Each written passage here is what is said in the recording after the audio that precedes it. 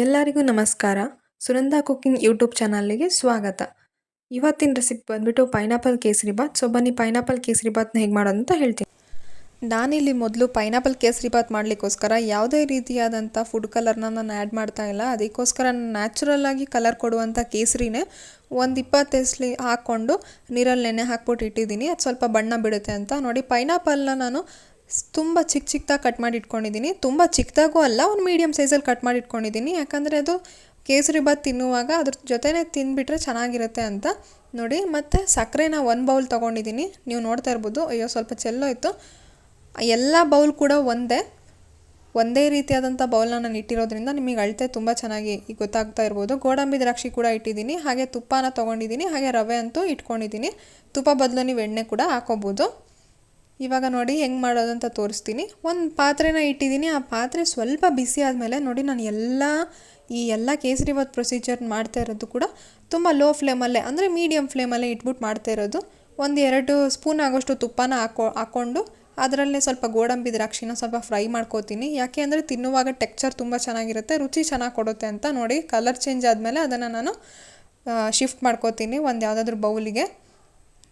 ಇವಾಗ ಗೋಡಂಬಿ ದ್ರಾಕ್ಷಿ ತೆಗೆದಿಟ್ಟಾದಮೇಲೆ ಅದೇ ಒಂದು ಪಾತ್ರೆಗೆ ನಾನು ಪೈನಾಪಲ್ನ ಹಾಕ್ಕೋತೀನಿ. ಪೈನಾಪಲ್ ಈ ರೀತಿ ಸ್ವಲ್ಪ ಬಾಡಿಸ್ಕೊಳೋದ್ರಿಂದ, ನಾವು ತುಪ್ಪದಲ್ಲೇ ಇವೆಲ್ಲ ಬಾಡಿಸ್ಕೊಳೋದ್ರಿಂದ ಅಥವಾ ಎಣ್ಣೆನೂ ಹಾಕೋಬೋದು ನೀವು, ಏನು ಅಡ್ಡಿ ಇಲ್ಲ.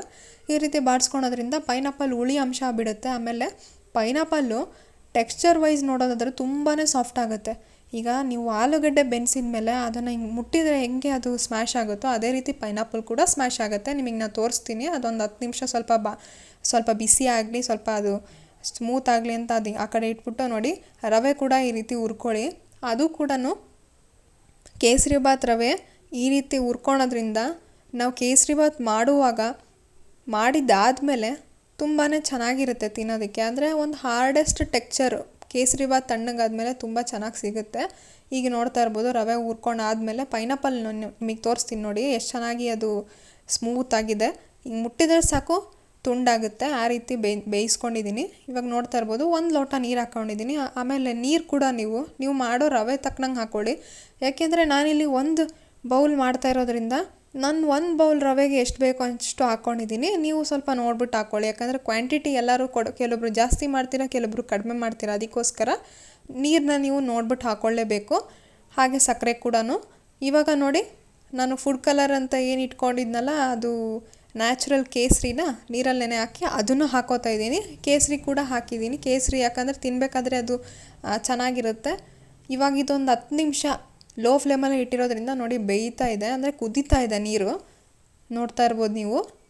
ನೀರು ಕುದೀತಾ ಇರಬೇಕಾದ್ರೇ ನಾನು ರವೆ ಹಾಕ್ಬಿಟ್ಟು ಮಿಕ್ಸ್ ಮಾಡ್ಕೊಳೋಣ. ನೋಡಿ, ರವೆನ ಹಾಕ್ತಾಯಿದ್ದೀನಿ. ಹಾಕ್ತಾನೆ ಹಿಂಗೆ ಸ್ಟಿರ್ ಮಾಡ್ತಾನೆ ಇರಬೇಕಂದ್ರೆ ಸೌಟನ್ನ ತಿರುಗಿಸ್ತಾನೇ ಇರಬೇಕು. ಇಲ್ಲಾಂದರೆ ರವೆ ಒಂದೇ ಕಡೆ ಕೂತು ಕರೆಕ್ಟಾಗಿ ಪೈನಾಪಲ್ಲು ನಾವು ಹಾಕಿರೋ ಎಲ್ಲ ನೀರು ಎಲ್ಲ ಇದೆ ಅಲ್ಲ, ಅಷ್ಟೊಂದು ಹರಡಲ್ಲ. ಅದಕ್ಕೋಸ್ಕರನೇ ಹಾಕ್ತಾನೆ ಈ ರೀತಿ ಕಲಿಸ್ತಾ ಇರಬೇಕು. ಆವಾಗ ಮಾತ್ರ ಅದು ಗಂಟು ಆಗದೆ ಚೆನ್ನಾಗಿ ಬರುತ್ತೆ ಪೈನಾಪಲ್ ಕೇಸರಿ ಬಾತು ಅನ್ನೋದು. ನೋಡಿ, ಇದೊಂದು 5 ನಿಮಿಷ ಬೇಕು ಸ್ವಲ್ಪ ರವೆ ಎಲ್ಲ ಹರಡ್ಕೊಳೋದಕ್ಕೋಸ್ಕರ. ನೋಡ್ತಾ ಇರ್ಬೋದು, ನಾನು ಕಲಿಸ್ತಾನೇ ಇದ್ದೀನಿ. ನೀವು ಕೂಡ ಇದೇ ರೀತಿ ಕಲಿಸ್ತಾನೇ ಇರಿ. ನೋಡಿ, ಈ ರೀತಿ ಕಲಿಸ್ತಾನೇ ಇರಬೇಕು. ನೋಡಿ, ಅದು ನೀರು ಸ್ವಲ್ಪ ಕಡಿಮೆ ಆಗಿರೋದು ನಿಮಗೆ ಕಾಣಿಸ್ತಾ ಇದೆ ಅಂತ ಅನ್ಕೋತೀನಿ. ನೋಡಿ, ಯಾಕೆಂದರೆ ನೀರು ಆವಾಗಲೇ ಜಾಸ್ತಿ ಇತ್ತು. ಕುದೀತಾ ಸ್ವಲ್ಪ ಟೆಕ್ಸ್ಚರ್ ನೋಡಿ ಚೇಂಜ್ ಆಗ್ತಾ ಬರುತ್ತೆ. ಇವಾಗ ಇದಕ್ಕೆ ನಾನು ಸಕ್ಕರೆ ಹಾಕ್ಬಿಟ್ಟು ಇನ್ನೊಂದು ಸತಿ ಕಲಿಸ್ತೀನಿ. ಕೆಲವೊಬ್ರು ಕೇಳ್ಬೋದು, ಇಲ್ಲ ನಮಗೆ ಗಟ್ಟಿ ಕೇಸರಿ ಬಾತ್ ಬೇಕು, ನೀವು ಈ ರೀತಿ ನೀರು ತೋರಿಸ್ತಿರಲ್ಲ ಅಂತ. ಸಕ್ಕರೆ ಹಾಕಿದರೆ ಸಕ್ಕರೆ ಕರಗಿದ ಮೇಲೆ ಆ ಪಾಕ ಅದ್ರ ಜೊತೆ ಮಿಕ್ಸ್ ಆದಾಗ ಅದು ಆಬ್ವಿಯಸ್ಲಿ ತುಂಬಾ ತೆಳ್ಳಗೆ ಬರುತ್ತೆ. ಅದೇ ಆದರೆ ಸ್ವಲ್ಪ ಅದು ಆರ್ತಾ ಟೈಮ್ ಕಳೀತಾ ಹೋದಾಗೆ ಕೇಸರಿ ಬಾತ್ ಅನ್ನೋದು ನಿಮಗೆ ಯಾವ ಟೆಕ್ಸ್ಚರಿಗೆ ಬೇಕೋ ಅಷ್ಟು ಗಟ್ಟಿ ಬರುತ್ತೆ. ಯಾಕಂದರೆ ಸಕ್ಕರೆ ಎಲ್ಲ ಅವಾಗ ಒಣಗ್ತಾ ಹೋಗುತ್ತಲ್ಲ, ಅದಕ್ಕೋಸ್ಕರ ಫಸ್ಟಿಗೆ ತುಂಬಾ ನೀರು ಥರನೇ ಬರುತ್ತೆ ಕೇಸರಿ ಬಾತು. ಬರ್ತಾ ತುಂಬ ಗಟ್ಟಿ ಆಗುತ್ತೆ. ಅಂದರೆ ನೀವು ಬೌಲಲ್ಲಿ ಹಾಕ್ಬಿಟ್ಟು ಸೆಟ್ ಮಾಡಿ ಕೂಡ ಇಟ್ಕೋಬೋದು. ಅಷ್ಟು ಆ ಒಂದು ಮೀಡಿಯಮ್ಮಿಗೆ ಅದು ಬಂದು ಸೆಟ್ಟಲ್ಲಾಗುತ್ತೆ. ಇವಾಗ ನೋಡಿ, ನಾನು ತುಪ್ಪ ಹಾಕೋತಿದ್ದೀನಿ ಸ್ವಲ್ಪ ಮೇಲೆ. ಯಾಕೆಂದರೆ ನಾವು ತುಪ್ಪ ಸ್ವಲ್ಪ ಜಾಸ್ತಿ ಇಷ್ಟಪಟ್ಟು ತಿನ್ನೋದ್ರಿಂದ ನಾನು ತುಪ್ಪ ಹಾಕ್ಕೊಂಡು ಮತ್ತೆ ಇನ್ನೊಂದು ಸತಿ ಕಲಿಸ್ತೀನಿ. ನೋಡ್ತಾ ಇರ್ಬೋದು. ಹಾಗೆ ನೀವೇನಾದರೂ ನಮ್ಮ ಚಾನಲ್ನ ಹೊಸದಾಗಿ ವಿಸಿಟ್ ಮಾಡಿ ನೋಡ್ತಾ ಇದ್ದರೆ ನಿಮ್ಮ ಸಪೋರ್ಟ್ ನಮಗೆ ತುಂಬಾ ಬೇಕಾಗಿದೆ. ಅದಕ್ಕೋಸ್ಕರ ಸಬ್ಸ್ಕ್ರೈಬ್ ಮಾಡಿ, ಲೈಕ್ ಮಾಡಿ, ಶೇರ್ ಮಾಡಿ. ಆದರೆ ಆಮೇಲೆ ನಿಮಗೆ ಏನು ಅನಿಸುತ್ತೆ ಅದನ್ನು ನೀವು ನಮಗೆ ಕಮೆಂಟ್ ಮಾಡಿ ತಿಳಿಸಿ. ನಾವು ಅದನ್ನು ಆಕ್ಸೆಪ್ಟ್ ಕೂಡ ಮಾಡ್ತೇವೆ, ಆಯಿತಾ. ನೋಡ್ತಾ ಇರ್ಬೋದು. ಇವಾಗ ಕೇಸರಿಬಾತು ಇನ್ನೊಂದು ಸ್ವಲ್ಪ ಕುದೀಲಿ.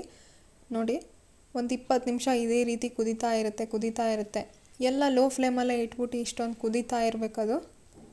ನೋಡ್ತಾ ಇರ್ಬೋದು.